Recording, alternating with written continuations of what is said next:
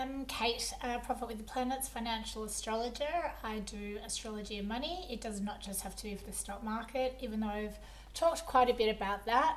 It's just things that we can do with money as well, and how we can use astrology in our daily lives to help us either plan, prepare, not have to go back to the drawing board if we want to do something.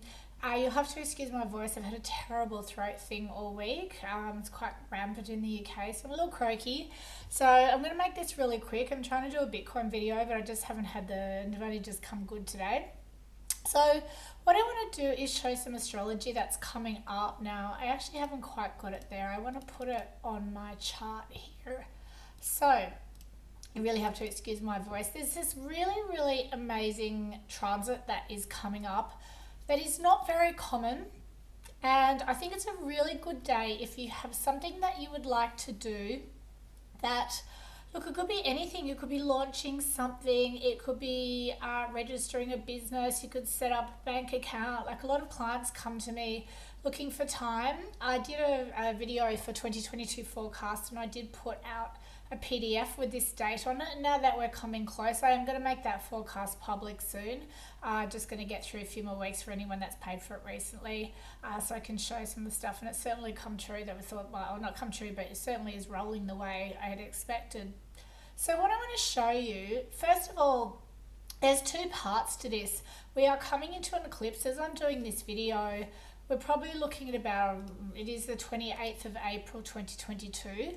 There is an eclipse on the 30th of April in Taurus. It's 10 degrees Taurus. Now, that is conjunct Uranus, so it's certainly got a bit of a chaotic flavour. When a little chaotic, expect the unexpected, maybe a bit of volatility. We'll start seeing, I'm not one to say to trade the markets around then. I certainly don't. I'm on trading vacay, and so make a little video.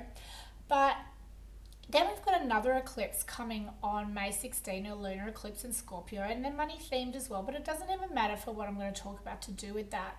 Now, we don't tend to initiate things, and all these things I mentioned before. Look, setting up a bank account wouldn't be so dramatic. Certainly certain business activities we wouldn't want to do on the beginning end of the eclipse. If we imagine the two eclipses like a row of books with the bookends, and we've got the beginning and the end. We don't do anything around 7 days. 7 to 10 days is the rule. Now, financial astrology gives us really clear rules with a lot of stuff, so we're not sort of just stabbing in the dark.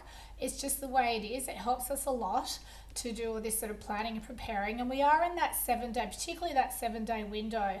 Now, this is the work of Bill Meridian. He's a really, really famous, I'll say it again, Bill Meridian, financial astrologer. He seems to have disappeared into nowhere, but this is the generation that have come before us that have said all this really amazing information for us.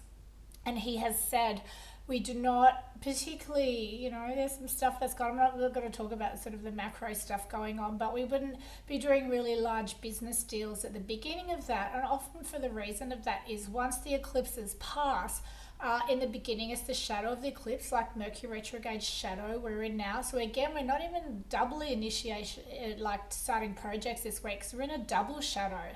So we certainly do not be really important stuff, especially in things to do with money, because often we find out information on the other end that alters our decision. Now, we certainly don't trade. While we wouldn't maybe trade through Mercury retrograde shadow, we might get a better price on the other end. So particularly we're in a double shadow now, so things are really, a little bit of a not even expect the unexpected. You may have some more information revealed later. Now, I'm of a slightly different thought that I think eclipses reveal what is concealed. My really good friend Jessica Adams, probably one of the best astrologer, well, the best astrologer in the world, believes they're all about cover up. So it's sort of a bit of a jewel, and I guess I agree with that as well. So, it's a really muggy kind of energy. We want to let that to settle. Now, the thing is, though, on the other side, it actually goes the other way. Any projects that we initiate on the tail end of the eclipses, so we're talking from May 17, 18 on, we don't really want to do that actual day and one on either side. But, getting into that sort of week, a few days after, a week after, it's quite different. Anything that we initiate has a really good chance of sticking. It kind of has a superpower. So that's what the astrology I'm about to show. That is like what we're going to add on, and why there's this really interesting day or couple of days that are coming up now. It doesn't matter on your chart. You don't even really have to know astrology. It's not financial advice. There's absolutely no investment. I'm not telling you to or suggesting not done anyway to invest in something. I'm just showing you some really interesting astrology. So if we take this financial astrology rule of when we initiate and any sort of projects that we're doing have got a great chance of success, well, that in itself is really, really good. But here comes in this really good astrology. Now, what is going to happen, look, is that we've got this really good, and it wouldn't matter if I move the hours around, it's going to move all over the chart. I might just quickly move it around so that it sort of looks a bit clearer, I think, at the top here. And what we've got is the sun moving into Gemini. I'm actually going to move it, I think, a day back. This is what I like a little bit better. So we've got the sun in Taurus. Look, I know there's this Mercury retrograde here, and we'll talk about that a little bit later. But we've got the sun at 29 degrees Taurus, Jupiter at 1 degree Aries, and Pluto here at 28 degrees Capricorn. Now, Pluto is red because it's retrograde. When a planet is retrograde, considered a little bit weak. I'm going to let that ride for the sake of this. And we have Mercury retrograde here, which is weak. Now, I even have this in my chart. I have a Mercury conjunction to Sun. I've been told I'm under this, the sun's beams, and I'm combusting everything. It is what it is. But for this setup, nothing I can do. Now, I know that it makes a lot of sense we don't initiate projects during Mercury retrograde, so I'm certainly not missing that detail here. However, for the setup, it's there and we can't really move it, and the setup is stronger than having this placement here being retrograde. And that's what we're doing. In any astrology, particularly the financial stuff, we really do kind of have an order of importance. And for this, it's so rare that, not rare, I shouldn't say rare, but it sort of only happens 2 or 3 times a year, and it's not a set day as an astrologer we go around and look for it. And you might see this sort of big blue triangle. I love this program. It's called Astro Gold by Esoteric Technologies. It makes it really clear to us what's positive and negative by red, blue, which is great to get started. And even just we see planets retrograde and stuff being red. But what we've got is this connect of Jupiter, Pluto, and the Sun. They're all within sort of 1 degree. Now that's called a bisextile. Don't worry about all the fancy. The little triangle, think about Feng Shui. Someone walks into your house, they're like, oh, the energy's really good, it's flowing around. It's the same thing. As a triangle, the energy can just keep flowing. It goes round and round and round. It doesn't really stop. We have a pattern called a sextile, which is like a little star, if anyone wants to learn a bit of astrology. It looks like these little stars here. Now, they're a little bit weaker than a trident, particularly in financial astrology. They're quite fluffy.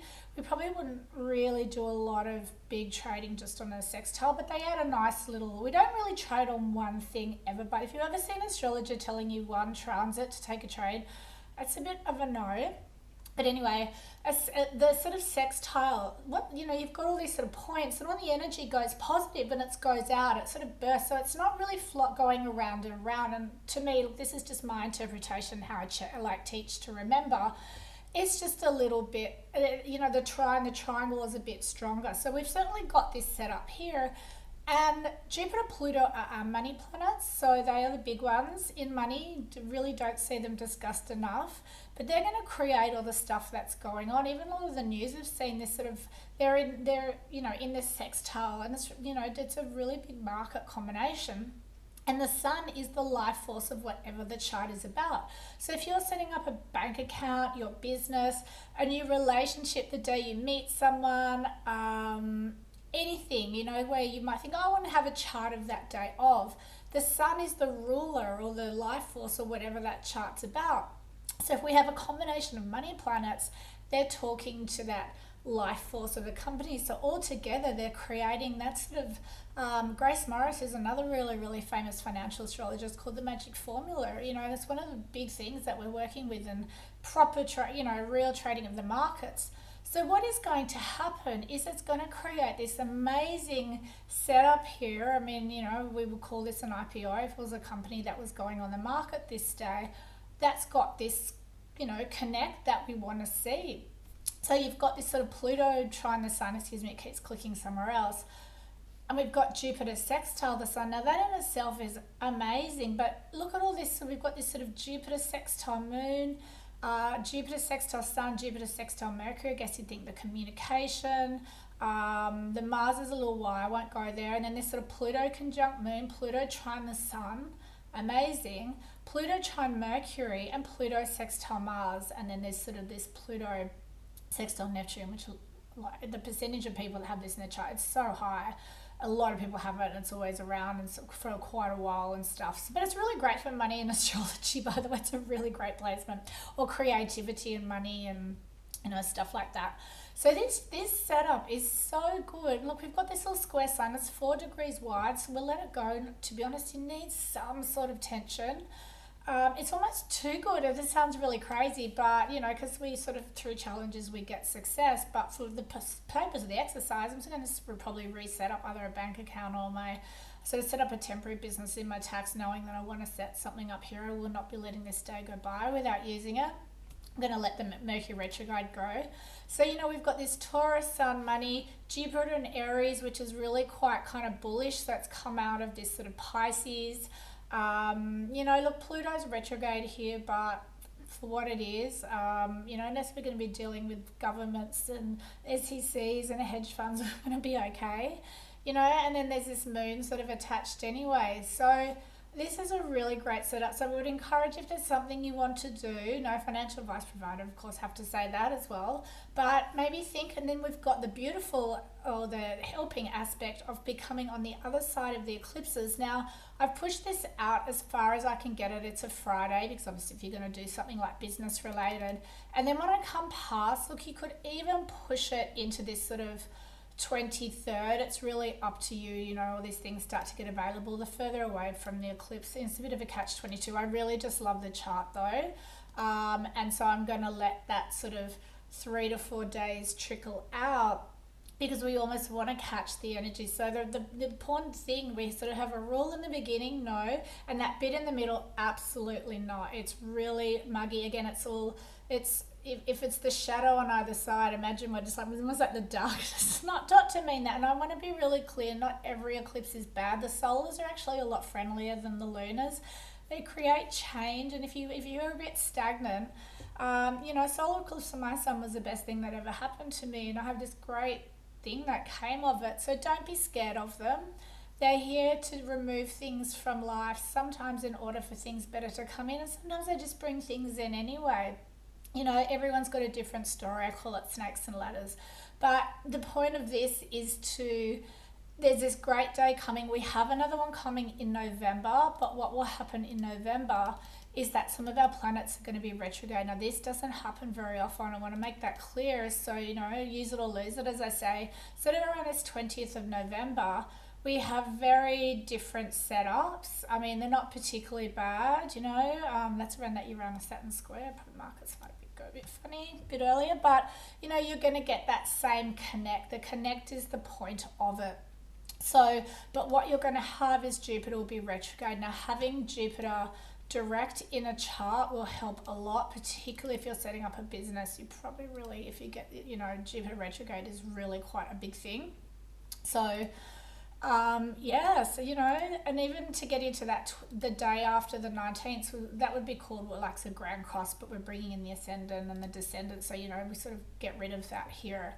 So there's just a little bit of money astrology. You don't even have to know anything. Do not worry about your own chart, because this just becomes the chart of whatever you want it to be, so that's a little bit how we can use money and astrology in other ways that might not be to the naked eye, that we sort of might not see, on our travels, on our sort of, social medias and stuff like that, if we sort of just studied the work of Bill Meridian and all these people. So I wish you the best with it, and good luck if you're going to do something with it, and good luck if you're learning financial astrology, because it's really quite an amazing tool that we can use in our life.